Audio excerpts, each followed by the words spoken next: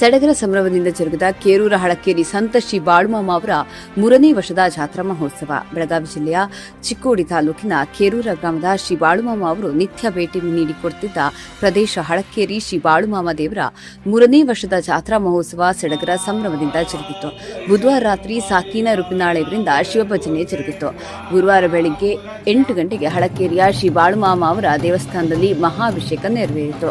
ನಂತರ ಗ್ರಾಮದ ಶ್ರೀ ಹಾಲಸಿದ್ದನಾಥ ದೇವಸ್ಥಾನದಿಂದ ಡೊಳ್ಳು ಹಾಗೂ ಸಕಲ ವಾದ್ಯಗಳೊಂದಿಗೆ ನೂರಾರು ಮುತ್ತೈದೆಯರಿಂದ ಕುಂಭಾರತಿಯೊಂದಿಗೆ ಬಾಳುಮಾಮ ದೇವಸ್ಥಾನದವರೆಗೆ ತಲುಪಿತು.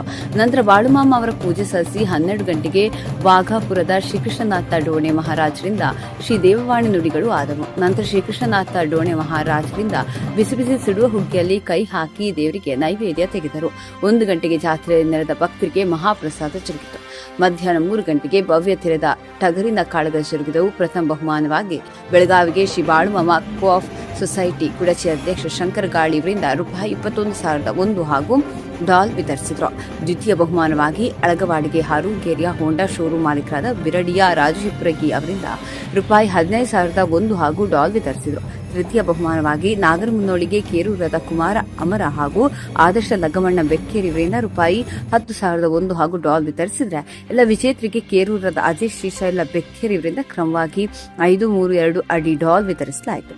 ಕುಡಚಿಯ ಶ್ರೀ ಬಾಳುಮಾಮ ಕೋಆಫ್ ಸೊಸೈಟಿ ಇವರಿಂದ ಜಾಹೀರಾತು ಮುದ್ರಣ ಸೇವೆ ಮಾಡಲಾಗಿತ್ತು.